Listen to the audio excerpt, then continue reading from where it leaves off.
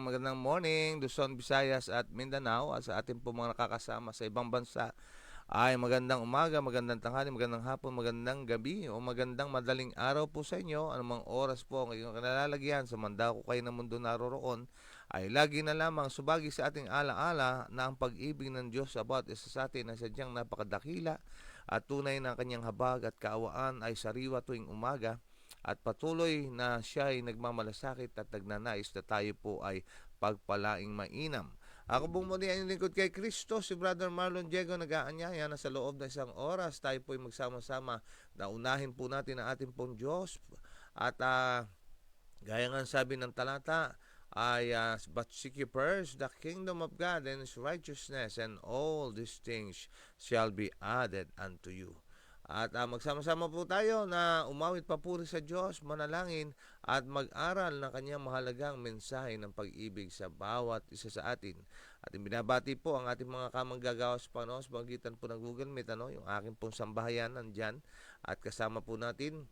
At bagaman marahil ay hindi po nahirapan makapasok ang ating po mga kasama ngayon sa Google Meet sapagkat ako po ang nag-send ng link, ay paumanhin niyo po na magkaroon po ng hassle na kayo po ay makapasok ng agaran.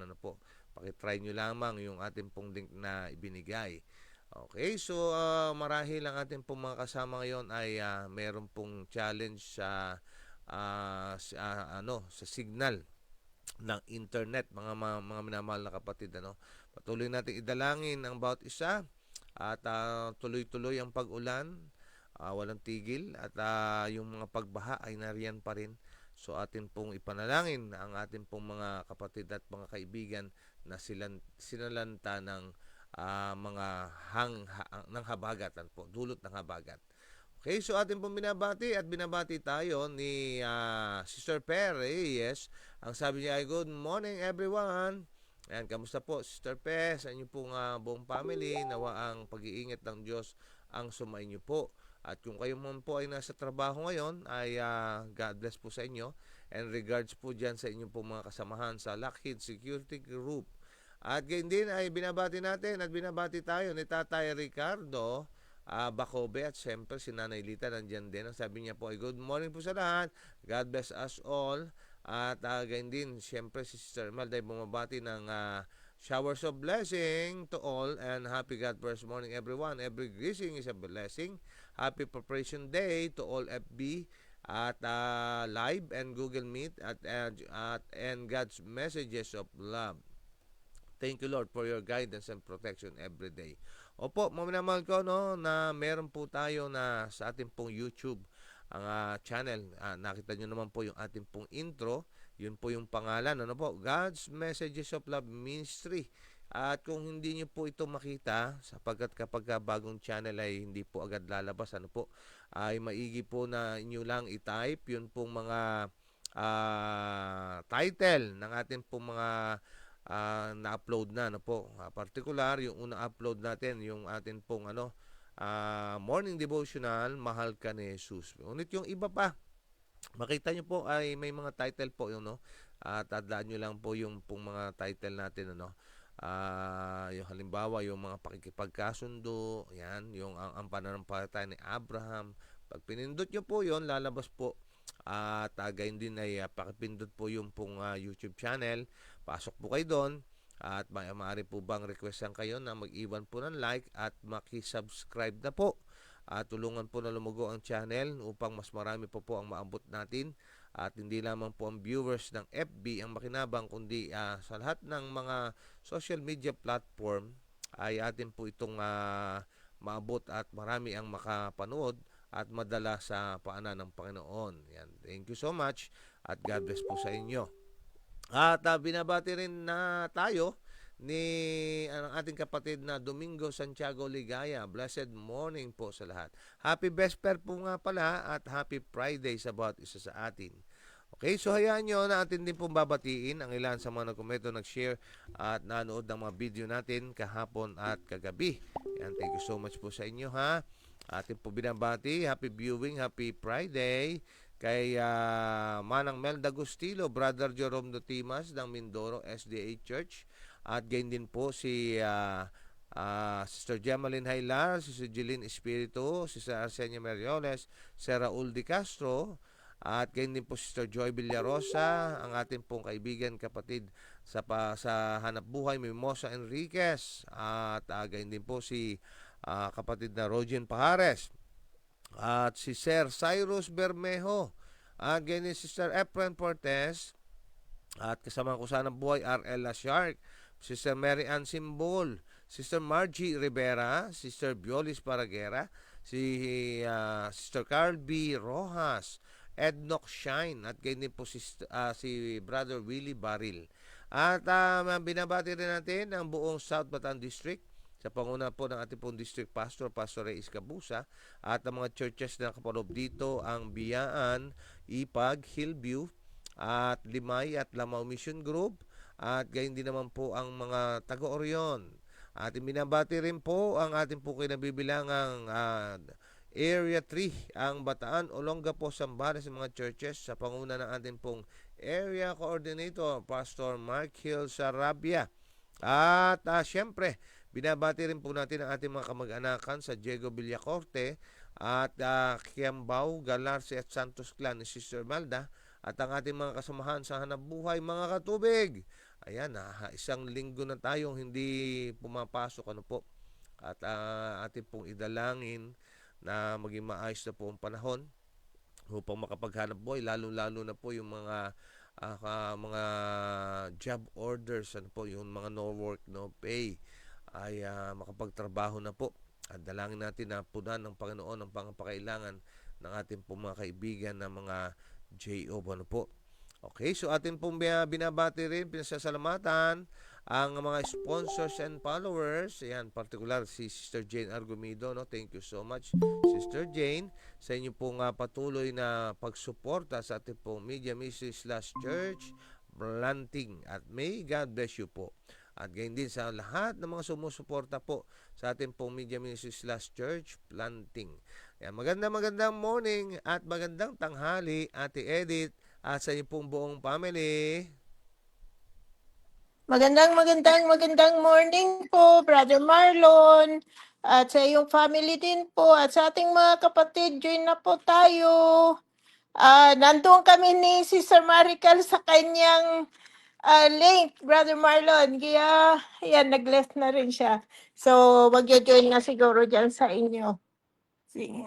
God bless us all po. Nag-iingat ang lahat. Yan, thank you so much, Ate Edith, sa inyo pong pagbati. At gayon din natin pong binabati rin ang atin pong mga sharers. Yan, thank you so much po, ano, sa inyo pong mga walang sawang pag-share sa inyo kasipagan, katsiyagaan. Sila Sister Maylin Basea, Sister Nora Arena, Sister Pereyes, Tita Lolet, Ate Sara Lim, Ate Tessia Luber, Sister Jennifer Casimo, at Sister Rosemary Guillermo, Ate Juby Mikit-Pikit, Ate Senis Talita, Sister Imelda Diego, at Advent Talks ni Brother Kim Mikit-Pikit. Ayan, nawa marami pa po ang mga maging kagaya po ninyo na habang nabe-bless ay nag-share din naman. Binabati natin sila Sister Marical and family. Good morning. Happy Vesper po sa inyo. Morning po, happy Vesper sa ating lahat. Pasensya na po, Elder, nag-send kami ng link kasi naka-hotspot lang ako, ayaw naman pala. Thank you po. Wala kayong dapat alalahanin. Inisip ko na wala pa rin kayong internet. Ano po? Okay, so ating binabati rin sila Ate Mary. Yun, ang sabi niya, Happy Preparation Day po sa lahat. God bless our devotional. God bless the family. At ganyan din si Sister Wilna Rolle. Good morning. Happy Preparation Day, brothers and sisters. Ating binabati, ano, yung mga ating kapatiran dyan sa Ipag. Gising is a blessing. Kaya nga lagyan ng ngiti ang ating mga labi. Ayan, practicein po natin. Lagi na tayo po yung mingiti. At kapag ginawa daw natin yan, ay tayo ay unang nakikinabang sapagkat ang sabi nga a merry heart do it good like a medicine but a broken spirit drieth the bones. Opo, ang pagngiti daw po ay isang malaking ehersisyo sapagkat maraming mga nerves and muscles ang meron po sa ating pong muka. Ano po? At sa pamagitan niyan ay napapalakas natin ang ating pong immune system. Kaya nga po tayo po ay nagkakaroon ng kakayanan na labanan ang karamdaman. Ayan. Kaya nga po ganun din naman pinapaalalahanan tayo na happy is the people whose God is the Lord. Sapagkat ang Diyos ang ating pong Panginoon, marapat lamang mga kapatid ko na makita sa atin ang pagngiti, lalo-lalo na mga Pilipino po. Sabi nga tawanan mo ang iyong problema. Ayan. At yan ay pagkatiwala natin sa ating pong Diyos. Lahat po yan ay lilipas din. Huwag lamang nating tambayan yung mga problema at alalahanin na yan, mga kapatid ko, lilipas po yan. At ang problema lang natin ay minsan tinatambayan natin.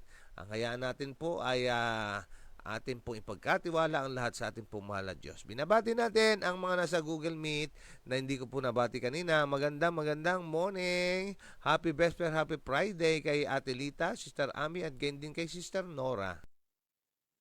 Good morning po. Happy Vesper po sa ating lahat. And happy morning devotional. God bless us all po. Good morning po. Happy Friday, happy preparation day po sa lahat. God bless us all. Happy morning devotional po sa lahat. Good morning po. Happy Vesper po sa ating lahat, sa bawat pamilya po nakasama natin sa Google Meet at mga nakatune in po sa FB Live. At mag-ingat po ang lahat dahil maulan pa rin po. God bless us all. Thank you sa inyo pong pagbati. Dinig na dinig yung ulan sa inyo, Sister Ami. Malakas yung buho sa inyo. Okay, dito sa amin ay medyo tame naman ang ulan. At patuloy nating idalangin mga kapatid ang isa't isa. At talaga namang sunod-sunod ang mga bagyo na pumapasok sa Pilipinas. At ang dulot nito ay habagat na tuloy-tuloy na pag-ulan. Okay, so patuloy tayong manalangin. At dito sa ating pong FB Live ay kasama natin si Nanay Juanita Kabakungan. Good morning po. Happy Preparation Day po sa lahat. God bless us all. At gayon din Sister Janet Maribillosa ng Pass all the way from Mindanao. Ang sabi niya ay magandang umaga po sa lahat at Happy Preparation Day sa ating lahat po. Ako po ay nagpapasalamat sa Panginoon dahil bumalik na yung FB at Messenger ko po. Ang tagal din hindi nakapanood sa live devotional niyo po, Brother Marlon. Praise the Lord. At purihin siya at pasalamatan sa kanyang kagandahang loob. At welcome back, Sir Janet. At mag-ingat po kayo dyan at nawa ang pagpapala ng Diyos sa inyong pong ministry at sa inyong pong family ay inyong pong patuloy na maranasan. At gayon din ay, by the way, meron na po tayong YouTube channel, Sister Janet. Yung God's Messages of Love. Yung ating pong intro, makikita nyo po doon yung title. At para madali nyo mapuntahan, ay ang isa-search nyo po yung pong mismong ating ina-upload na video, yung mga pamagat. At gayon din natin pong binabati tayo ni Sister Marilyn Ligaspi. Maulang umaga po sa inyong lahat. O yan. Okay, thank you so much po sa inyo pong pagbati sa patuloy na pagsubaybay. May God bless you po. Okay, ang oras po natin ay alas 5:55 na ng umaga. Kaya nga po tayo po ay bumangon-bangon na, gumising-gising na. At halina po kayo, tayo po ay mag-morning devotional na. Ang buong family po ay isama sapagkat God loves the family. Siya po ay nagmamalasakit sa ating pong buong pamilya. Tayo rin naman ay magmalasakit sa ating pong buong sambayanan. Wala pong maiiwan, lahat po ay kasama magtungo sa altar ng Panginoon at sa ilalim ng bandera nating Prinsipe Manuel ay atin pong sama-samang nagkakaisang sinasabi, as for me and my house, we will serve the Lord. Ang pamilyang ating tinataguyod sa mundong ito rin po ang pamilyang iakyat sa sangkalangitan. Kaya kung tayo po ay ang ating destinasyon ay langit, dito pa lamang po ay sanayin natin na tayo po ay namumuhay na isang makalangit na pamumuhay. akin po kayo inaanyayahan ng isang maiksing panalangin. Dakilang Diyos, Ama naming banal, sa umaga pong ito, ay patuloy ang aming pong pagdalangin at paghiling na kayo po'y sumama po sa amin. Iyon po itong ipinangako na kung may 2 o 3 na nagkakatipon sa iyong pangalan, kayo po isa sa aming kalagitnaan. Kaya nga po, Diyos, ang banal niyo Espiritu na maisugo po ninyo, pagkalooban kami ng karunungan, pamahalaan po kami, turuan po kami, O Diyos. Kayo po ang magsalita sa aming pong kalagitnaan ngayon. Buksan ang aming pong unawa, mahanda kami sa pakikinig at sa pagtanggap ng iyong mga katotohanan, at ang iyong katotohanan ang siyang magpalaya sa amin, at ang iyong mga katotohanan na iyong salita ang siyang bumanal sa amin. Baguhin kami, O Diyos, sa nais yun na maging kami, at gaya ng isang magpapalayok, hubugin kami, Panginoon Diyos, sa pinakamagandang bersyon na kami na ayon po sa inyong panuntunan. Amang banal, nawa maging pagpapala sa bawat isa sa amin ang aming pong mapakikinggan at mapag-aaralan. Magamit po namin ito sa aming pong personal na mga pamumuhay. At nawa, ang blessing ay ma-share sa aming pong kapwa sa pamagitan ng pagbabahagi ng video namin at pag-i-invite sa kanila. At masaksiyan nawa, ang bumabagong kapangyarihan ng aming Diyos ay nakikita sa buhay po namin ito.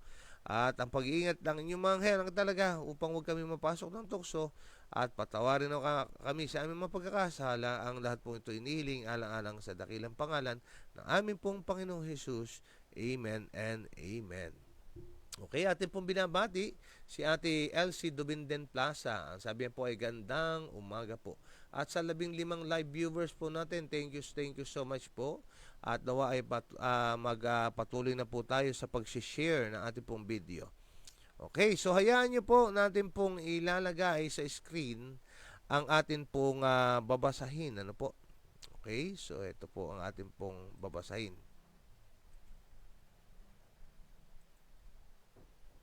Okay.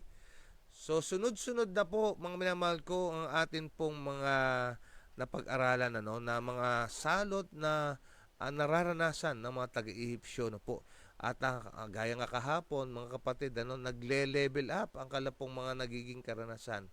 Gaya na ating refleksyon po kahapon, mga kapatid, wag na nating hayaan na ang mga bagay na paalala ng Diyos, ang kanyang kaparaanan upang tayo po ay akayin sa panunumbalik, sa pagsisisi at pagtanggap sa ating pong Panginoon Diyos, ay wag na po nating pagmatigasin ng ating mga ulo. Sa bawat atin pong pagmamatigas ay mas lalo pa tayong nababaon at nalulubog sa putikan. Kaya ngayon po ay atin pong idugtong ang mga pangyayari ayon po sa atin pong babasahin. Ang ating pamagat ngayong umaga, isang maling pag-amin at pangako, Hulyo 25. Ang ating pong key text ay matatagpuan sa Exodus chapter 9 verse 27. Ang wika ay ganito: Nagkasala ako sa pagkakataong ito. Ang Panginoon ay matuwid at ang aking mga tao at ako ay masama. At akin po kayo inaanyayahan, mga minamahal, na lagyan ng maraming panalangin ang atin pong pagbasa at pakikinig. Lagyan po ng intensyonal na paghanap ng mahalagang leksyon ang atin pong mga babasahin ngayon, para maging malaking kapakinabangan po sa atin, mga minamahal ko. Hindi lang narito tayo upang masabi lang na narito tayo, kundi atin pong alamin, intensyonal, mga kapatid ko, ang pagtuturo ng Panginoon. Okay, so ito po ang laman ng ating pong babasahin. Ito pong kulay gold na to ay napakaganda po niya, at atin pong tingnan maigi at tayo mag-reflect dito. Ang sabi po ay ganito: Ang aking bayan ay tatahan sa isang mapayapang tahanan at sa mga tiwasay na tahanan at sa mga tahimik na pahingahang dako. Ang tanging tunay na kaligtasan ng mga bansa at individual ay ang maging masunurin sa tinig ng Diyos at palaging manindigan sa panig ng katotohanan at kabutihan. Napakaganda po nito. Opo, mga binamahal ko, tayo po ay pinapaalalahanan ng tanging ligtas at mapayapang lugar ay sa piling po ng ating pong Panginoong Diyos. Imagine niyo to, mga kapatid ko, itong salita na to. at ating pong igala ang ating pong paningin. Maging bukas ang ating pong mga mata at tingnan natin maigi ang mga pangyayari sa ating pong buhay sa mundong ito. Hindi niyo po ba nakikita ang kahirapan na meron sa mundong ito? Yung mga kasamaan na ating po nasasaksihan, kabi-kabila ang mga giyera at kabi-kabila ang mga dinaranas na kapaitan ng sangkatauhan. May mga kagutuman, may mga kaguluhan, at yan po ay hindi nilalayon ng ating pong mahal na Diyos na maging ating pong pangwalang hanggang karanasan. Ngunit dahil tayo ay importante sa Kanya, tayo ang Kanyang masterpiece, no? Tayo ang Kanyang pinakamahusay na gawa. Ang sabi po ng Ephesians 2 verse 10. Ano po? Ay marapat lamang ang Kanyang masterpiece ay ilagay sa pinakamagandang lugar ng paglalagyan. At yan po, mga minamahal ko, ang langit na bayan, ang bagong langit at bagong lupa. Ito pong mapayapang tahanan at tiwasay na tahanan, tahimik na pahingahang dako. Opo, yan ang nais ng Diyos atin. Ano po? At ang kailangan lamang ay atin pong naisin din at tayo po ay tanggapin si Jesus bilang ating personal tagapagligtas, atin siyang pasalamatan, atin siyang mahalin sa pamagitan ng ating pong pagiging masunurin sa tinig niya at laging nanindigan tayo sa katotohanan at sa kabutihan. Kaya kung mapapansin nyo, naman ko sa bawat pagsuway ay meron pong balik na hindi maganda. Sapagkat ang wika ng Biblia, ang pagsuway ay may kaakibat na sumpa at ang pagsunod ay may kaakibat na pagpapala. Okay, atin pong tingnan ang pangyayari. Nagpakumbaba ngayon si Paraon at nagsabi, nagkasala ako sa pagkakataong ito. Ang Panginoon ay matuwid at ako ang aking mga tao ay masama. Nakiusap siya sa malingkod ng Diyos na mamagitan sa kanya upang ang kakilakilabot na kulog at kidlat ay tumigil. Kasi yung huli natin pong binasa ay umulan po ng granizo, mga kapatid ko, no? At dahilan dyan, mula doon, hindi lang granizo ang kanilang pong naranasan, di ba? Nakita natin yung salot at nakita po natin yung mga iba't iba pang mga hindi magagandang bagay, sunod-sunod na naging karanasan ng mga taga-Ifsyo. Pero sabi nga, wala pang namamatay noon, ano po? At nagkaroon din sila ng mga pigsa sa ating pong pag-aaral. Dahilan dyan, yan po ang kanyang binanggit, ano po? Ngunit, mga minamahal ko, ito pong karanasan ito ni Pharaoh. At pakinggan niyo pong maigi yung ating pong mga babasahin. At mag-reflect po tayo, no? Ito'y karanasang tao talaga. In general, mga minamahal ko, ito pong mga pangyayari ito, na kapag meron pong mga pangyayari hindi maganda, partikular, yung pong mga pangyayari na tayo mismo ang may gawa, kaya nga ibalik lang sa atin, no? Ay doon dumarating na parang tila baga legit ang pagsisisi. Parang tila baga ang puso ay bagbag at lumalapit sa Diyos at kumikilala sa Kanya. Maganda kung legit. Pero ang masama kung ang dahilan ng ating pagsisisi ay dahilan doon sa atin pong mga konsekwensya na nararanasan na. Ay, mali po yung motibo, mga kapatid, ano? Kinakailangan ang pagsisisi ay yun pong ikaw ay nagsisisi at nalulungkot doon sa gawa mo na kasalanan. Hindi po yung balik, hindi po yung konsekwensya. Kagaya po nito, mga minamahal ko, sa pangyayaring ito kay Pharaoh. Tignan niyo po, no? Ito ang sabi. Alam ni Moises na ang paligsahan ay hindi pa natapos, sapagkat nauunawaan niya ang mga gawa ng puso ng tao na nakalagay sa mapagmataas na pagsuway laban sa Diyos. Ang mga pag-amin at pangako ni Paraon ay hindi ginawa dahil may anumang pagbabago sa kanyang isip o puso.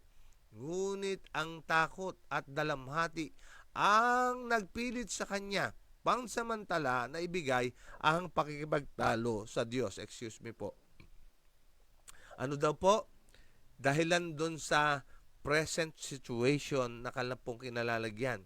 Naalala ko, kung inyo pong babalik tanawan, yung panahon ni Noe, for 120 years, Noah preached, no po, na babaha, no po, about the flood, mga minamahal ko, no? Pero sa tagal ng panahon, mga minamahal ko, ay yun pong mga naniwala noon ay hindi na nagpatuloy at bumitaw din sa paniniwalang iyon. At nung kasama na rin sa lumibak, mga minamahal ko, na kinakantyawan ng si Noah. Bakit nababaliw ka na ba? Ay nagtayo ka ng arko dito sa bundok at wala namang ulan na nakikita sila. Kaya nga, anong ebidensya? Bakit babaha? Ngunit nang ito po ay lumaki ng baha at sarado na yung pintuan at alam na nila na sila'y napapahamak, sila po'y sumisigaw at ang sabi sa atin pong nabasa ay may pagsisisi. Brother, bakit may pagsisisi naman pala? Bakit hindi pinasakay? Kasi mga minamahal ko, ang sabi po ng Korinto, tingnan niyo po ito, sa 2 Korinto 7 Gs mula sa Magandang Balita Biblia, sapagkat ang kalungkutang buhat sa Diyos ay nagbubunga ng pagsisisi at pagbabago tungo sa kaligtasan. Ngunit ang kalungkutang dulot ng mundo ay humahantong sa kamatayan. Anong sinasabi niyan? Kung ang pagsisisi ang dahilan, ay dahilan nagbabackfire sa iyo yung mga ginawa mo, yun po ang motibo ng iyong pagsisisi, hindi po yun katanggap-tanggap. Ang kailangan po, mga minamahal ko, ang pagsisisi ay yung naintindihan ng Diyos ay mabuti at ikaw ay masama at iyong kinikilala ng ating mga ginawa ay nagpalungkot sa ating pong Diyos na napakabuti. Yun po ang pakikinggan at may pagpapatawad. Kaya nga po dito, alam ni Moises yung kalagayan. Kaya nga sabi ni Moises ay ganito, si Moises gayunpaman ay nangako na ibibigay ang kanyang kahilingan na tila ang kanyang pag-amin ay tunay at ang kanyang pagsisisi ay taos-puso. Dahil hindi niya siya bibigyan ng anumang pagkakataon para sa hinaharap na pagpapakita ng katigasan ng ulo. Ayan. So, yun pong hiling, yun pong request ay ipinagkaloob din naman, at ano po ang nangyari? Sa paglabas ng lungsod ay inuunat niya ang kanyang kamay sa Panginoon at ang mga kulog at garniso ay tumigil at ang ulan ay hindi ibinuhos sa lupa. Ngunit, eto na po, ang ebidensya ng motibo ni Pero. Ngunit, sa sandaling lumipas ang kakilakilabot ng mga ekshibisyon ng banal na kapangyarihan, ang puso ng hari ay bumalik sa kanyang mapagmamatigas at paghimagsik. Ipinakita ng Panginoon ang kanyang kapangyarihan upang pagtibayin ang panampalataya ng kanyang bayang Israel sa kanya bilang ang tanging tunay at buhay na Diyos. Ano pong nangyari? Yun, gaya nga po ng sabi na ng ating pong binasa, right away, matapos na guminhawa, heto na naman, si tao ay nagbalik na naman sa kanyang pagiging mapaghimagsik sa banal na kalooban ng Diyos. Nakita na ang tunay na kulay. Ayan, kamusta po mga minamahal ko? Meron din bang mga pagkakataon na ganito ang ating pong naging karanasan? Ouch! Ako po mismo, mga minamahal ko, mamaya aking isishare, yung mahabang panahon ako po'y nagbakasyon, mga kapatid ko, sa panampalataya. At kagaya po nito, ay naalala ko yung mga aking pong mga ganitong sitwasyon. At mamaya atin pong tignan, atin pong pag-aralan pa. At mahalaya po kayo na mag-share mamaya, mga kapatid. Ang sabi pa dito, bibigyan nila sila ng di mapagkakamali ang mga ebidensya ng pagkakaiba ng kanyang inilagay sa pagitan ng mga isyu at ang kanyang mga tao. Ipinaalam niya sa lahat ng mga bansa na bagaman sila ay ginapos ng mahirap na paggawa at hinamak, gayon pa man ay pinili niya sila bilang kanyang natatanging bayan at na siya ay gagawa para sa kanilang kaligtasan sa isang kamanghamanghang paraan. Ano po ang naging pangyayari? Ito pong mga makapangyarihang gawa ng Diyos ay ipinakita upang ang bayan niya ay maniwala at sa kanya ay magtiwala at manampalataya. Kaya nga po mga kapatid, let us all thank God for all the hardships and trials and tribulations natin pong nagiging karanasan sapagkat yan po ang nagpapatibay ng ating pong pananampalataya sa Diyos. Yan po ang paraan ng Diyos upang tayo po ay dalisayin sa ating mga pananampalataya. At gayon din sa ating pong pinabasa ngayon, na kung saan ay ito po ay ebidensya ng grasya ng Diyos. No po? Hindi dahil sa napakarami ng Israel, hindi dahil sila espesyal na mga tao, hindi dahil sa sila ay napakababuti, kaya sila piniling bayan ng Diyos, ngunit dahilan sila ay pinili mismo ng Diyos. Ito po ay grasya ng Diyos. Yan din po ang ating pong katangian. Ang sabi nga ng awit, ano po, why have you chosen me out of millions of child to be? Opo, mga minamahal ko, napakarami naman na dapat na piliin. Pero tayo po ay mapapalad sapagkat tayo po ay pinili ng Diyos. At dahil sa pagtugon natin, ay tayo ay matatawag na mga anak ng Diyos. Ang sabi pa dito sa pagtatapos, sa mahabang pakikisama sa mga Ehipto, at patuloy na pagmamasid sa kahangahangang pagsamba sa mga Diyos-Diyusan, ang ideya ng mga Hebreo tungkol sa tunay at buhay na Diyos ay naging masama. Nakita nila ang mga idolatrosong mga Ehipto na nagtatamasa ng masaganang kasaganaan habang sila ay patuloy na tinutuya sa pinananatilian. No, pinabayaan ka ng Diyos. Yan po ang mga pagkutya na kanilang natanggap, no po. Ngunit sa pamagitan ng kanyang makapangyarihang mga gawa, tuturuan na ngayon ng Panginoon ang kanyang mga tao tungkol sa kanyang katangian at banal na otoridad, at ipakikita sa kanila ang lubos na kawalang halaga ng huwad ng mga Diyos. Kaya nga po nakita natin sa ating pong mga pag-aaral, yan po ay ginawa ng Diyos, na yung mga Diyos-Diyosan ng mga Ehipsyo, yun po ang ginamit ng mga salot ng Diyos. Ano po? Ipinuksa sila na kanilang mga Diyos-Diyusan, at ang Diyos ang nagpatigil ng mga pagpuksa na yon. At nakita ng mga Israelita na ang kanilang Diyos ay buhay at makapangyarihan, at ito ang tunay na Diyos na dapat paglingkuran. Nawa, ganun din po tayo sa ating pong mga natutunan sa ating pong mga pag-aaral, na habang ating natututunan ang mga tungkol sa ating pong mahal na Diyos, ay mas lalong nadidevelop natin sa atin ang pag-ibig sa Kanya, ang pagtitiwala sa Kanya, at ang lubos na pagkakaloob ng ating mga buhay sa Kanya. Okay, so ngayon yan po ang ating pong aralin, at nawa ay tayo po ay makisangkot sa ating pong pagtatalakayan. Ano po?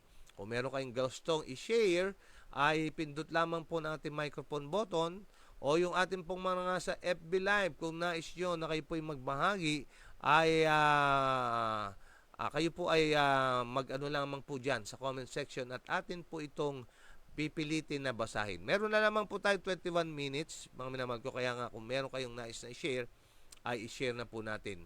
Okay, so welcome na welcome po ang inyo pong mga pagbabahagi.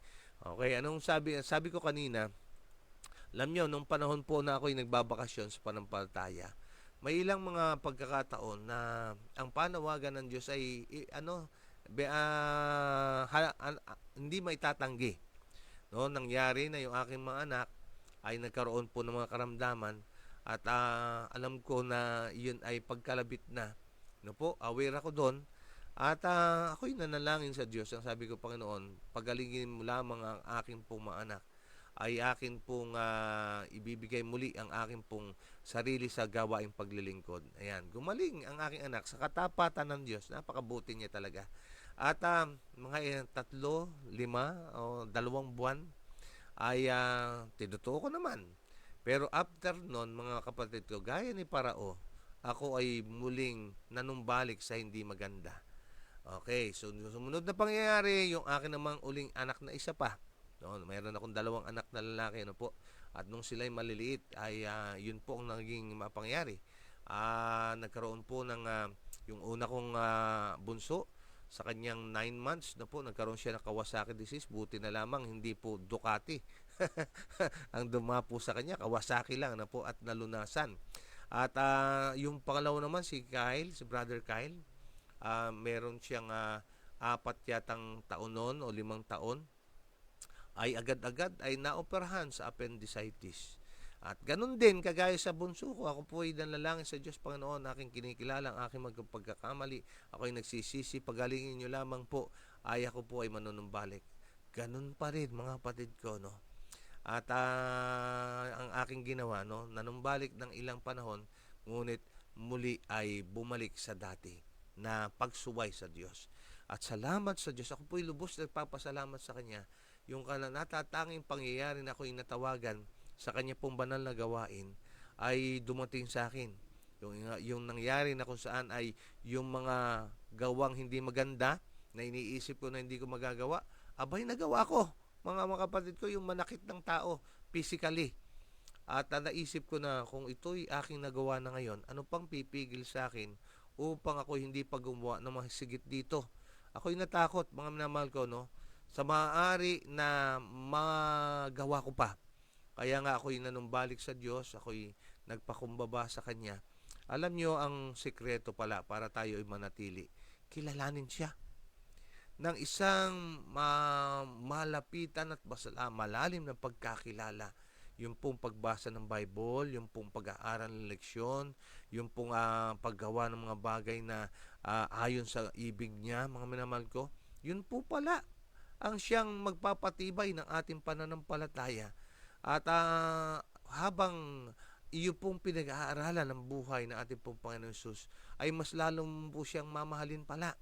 No? Kaya nga ang motibo ng pagsunod ay magiging tama na, sapagkat ikaw ay sumusunod na dahil sa hindi sa kinakailangan, kundi dahil minamahal mo ang iyong sinusundan.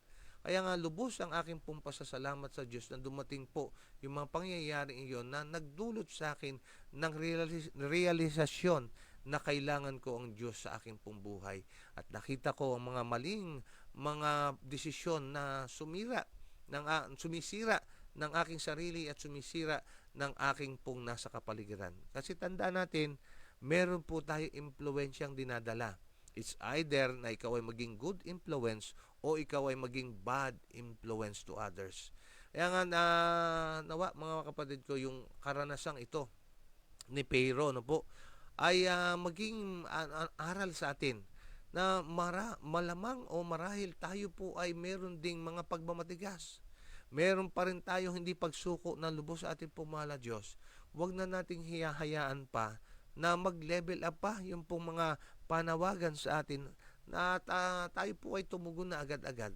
Hihintayin niyo po ba mga kapatid ko na magkasakit tayo?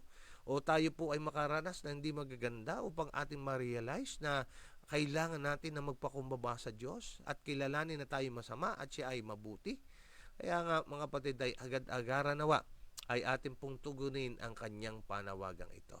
Okay, so meron po kayong, ayun, sino yon? Okay, Sister Marical, sige po, go ahead.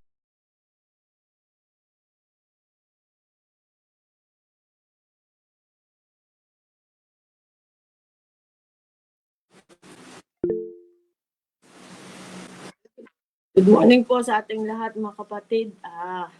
Yes po, totoo nga po ang ating leksyon sa umagang ito na kung saan po ay nakakadurog po ng puso. Ano po, na kapag tayo po manampalataya, alam na natin na kung ano po yung tama pero ginagawa pa rin po natin yung mali, na kung saan po ay madami ng paalala sa atin, ng ating mga magulang, ang ating mga mahal sa buhay, na kaya isa rin po ako doon, patawarin po ako ng Panginoong Diyos sapagkat may mga bagay na nagpapaalala na, gaya nun, sa akin karanasan din bilang single pa ako nung paalala ng mga magulang na yung mga bagay pero hindi pa rin sinusunod. Pero tapos sa mga pagsubok sa pamilya po, dumarating po yung time na alam na nga pero hindi pa rin nakikinig sapagkat umbaga po, yung tunggalian po na mas inuuna po yung kasayahan, yung pansamantalang kasayahan, yung libangan,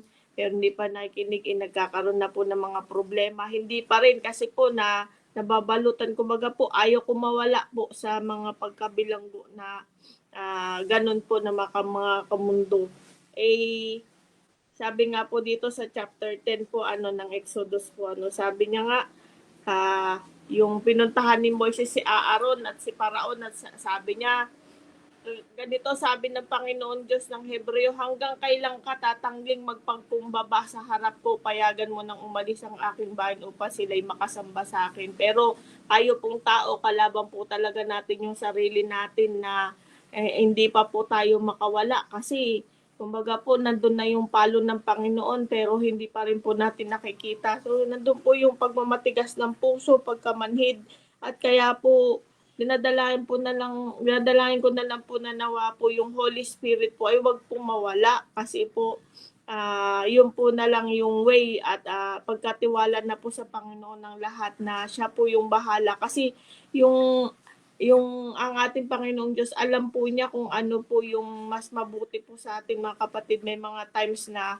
pinaparanas pa sa atin yung mga sakit, pagsubok, para po makilala natin na siya ang Diyos lang na makapangyarihan sa lahat na makakapagbabago sa bawat isa. Kahit nawa po yung hindi po maging huli ang lahat na patuloy po na panalangin lang. Kaya salamat po sa mga prayers natin dito na nagdadalanginan tayo sa isa't isa sapagkat marami po na kahit po minsan naiya po ako mag-share kasi po andun po nakaka-relate po ako sa ating lesson na marami pong times na yung po mga marami akong pagkukulang din sa ating Panginoon. Sabi ko nga, kulang pa ang paglapit ko sa Panginoon. Marami pa na dapat pong masidhing panalangin. Kagaya po ni Haring Solomon na marami po siyang panalangin, maraming panalangin. Kaya nga po, napakaganda po na meron pong pag-aaral na ganito. Binabasa ko nga ulit-ulit yung mga panalangin ni Haring Solomon na kung saan ay patuloy na kilalanin ang ating Panginoon Diyos na magkaroon ng takot sa Kanya. Kasi kung wala po at patuloy na pagmamatigasin natin ang ating puso ay mahirap po.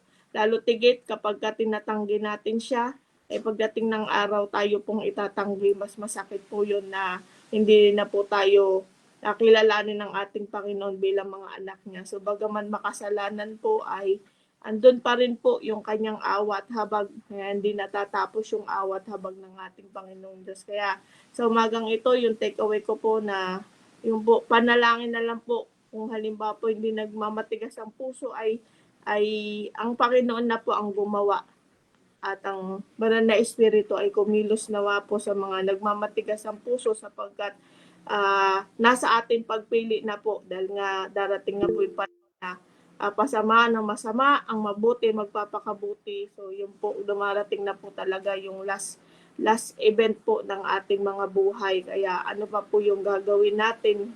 Kaya patuloy na po tayo sumuko sa Panginoon kasi po talagang wala na po tayong choice kundi lumapit sa Kanya upang magkaroon po tayo ng kaligtasan. Yun lang po.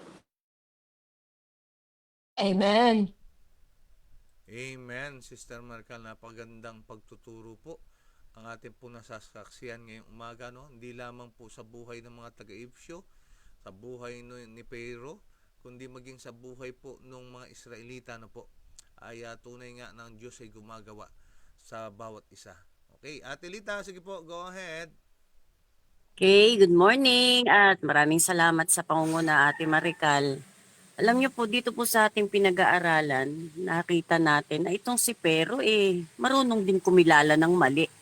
Actually, nanalangin pa, Kaya nga, mabuti marunong din pong manalangin yan. Ang problema nga lang po doon, sincero ba tayo sa ating mga panalangin? Maaring maganda ang lalabas sa bibig natin, pero hindi natin kayang lukuhin ng Diyos. Kapag tayo po pala ay nananalangin pero hindi tayo totoo, wala tayong ibang niloloko kundi sarili lang din natin kasi alam ng Diyos kung ano ang laman ng ating mga puso. At ang alam niyo ba, yung salot na marami na yun, iyon po ay pagbibigay ng tsansa para bang ko dito sa barangay, po. Kasi ang mga kaso, bago po yan iakyat sa mataas na hukuman, may paghaharap mula po dito sa mga kay Kap, 3 beses po yun. Yun po ay mga tsansa na ibinibigay para magkasundo Pag hindi pa rin po nagkasundo sa harap ni Kap, dadaling po yan sa lupon at kami na nga po yung haharap yun. Tsansa pa rin po yun para papagkasunduin at maiayos po yung problema. Pero talagang merong matitigas ang loob na talaga pong kung ano yung masabi ay masabi. Parang ganun din po si Paraon Dapat siguro doon sa mga unang salot pa lang, pangalawa, sige na.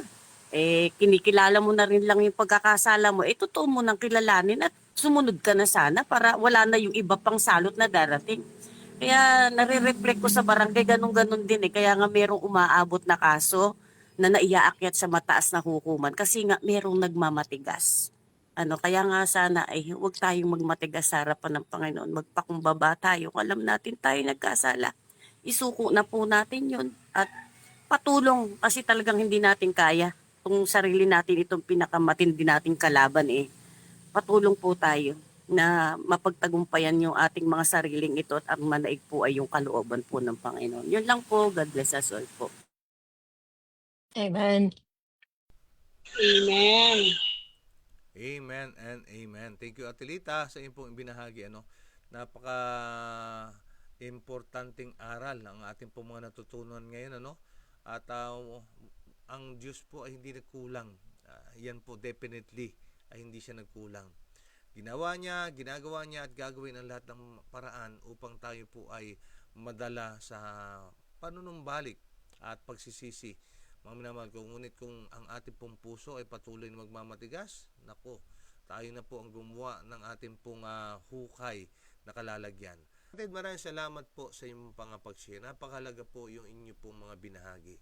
At tunay nga na kapag tayo involved sa ating pong pag-aaral, ay mas lalong nagiging interesante at mas kapakipakinabang ang ating pong mga pagtitipon. Kaya nga po, sa umagang ito, magsama-sama rin po tayo na matapos nating mapakinggan, natutunawa tayo.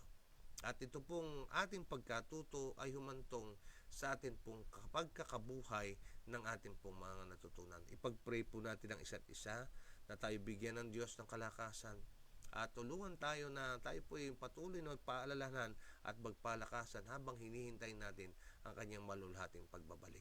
Salamat sa iyong pong pagdalo at pagpalain kayo lahat ng ating Panginoon. Mag-ingat po ang lahat. God bless, shalom, and miss pa mga kapatid. Bye-bye!